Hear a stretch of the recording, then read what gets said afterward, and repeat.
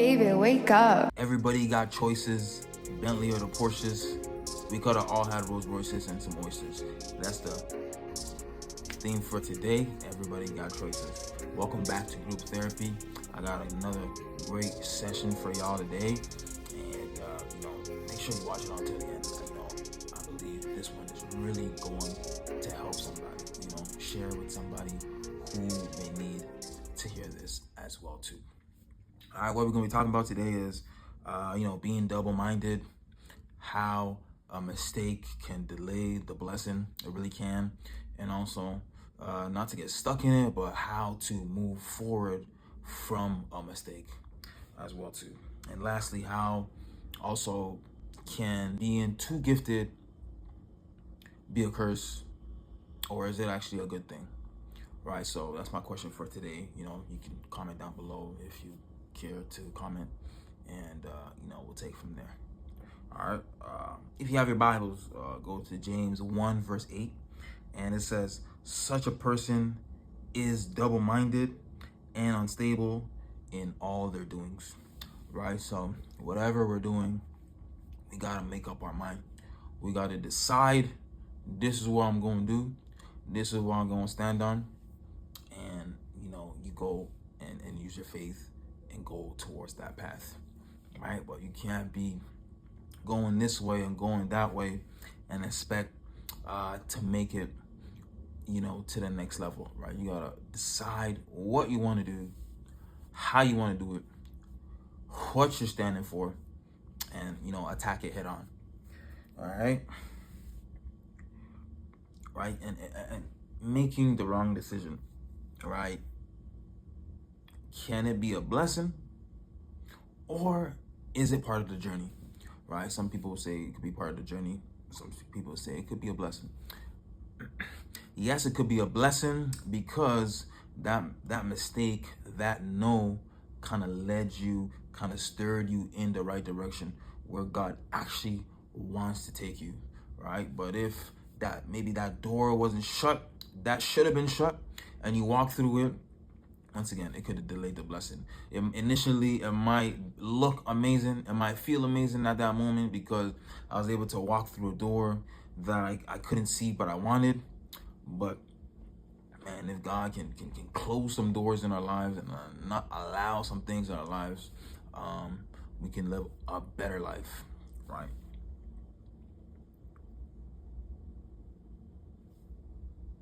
And, I ask business owners this, when I'm on my interview tip or my curious tip, I ask them this, should they focus on one business, or should they focus on multiple business and see what popped off, and then give more time to the one that is doing well? And I would say everyone has a different answer, but I would say it's 50-50. Right, so you got to decide what works for you when it comes to business, right? Because if you put all your attention on one business,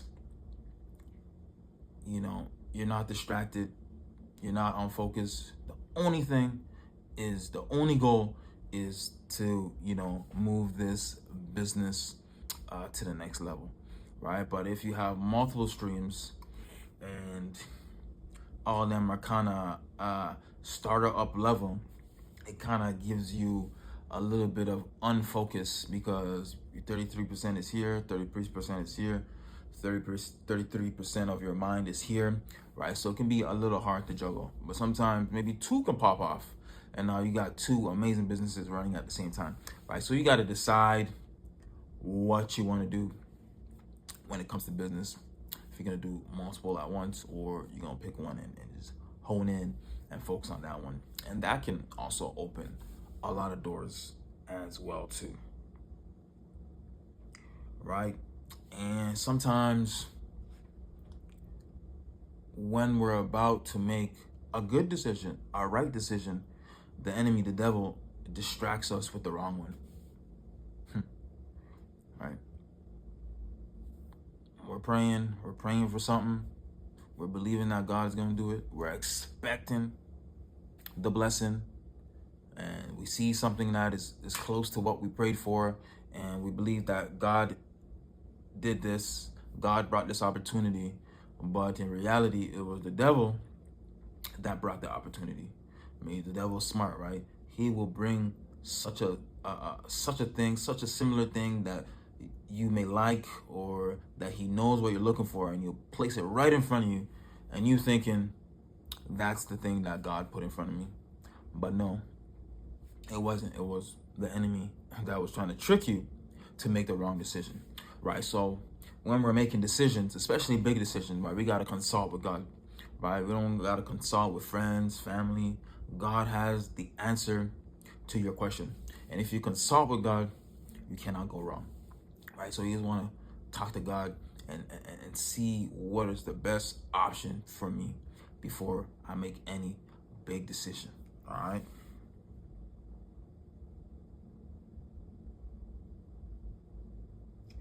Watch this right here, all right?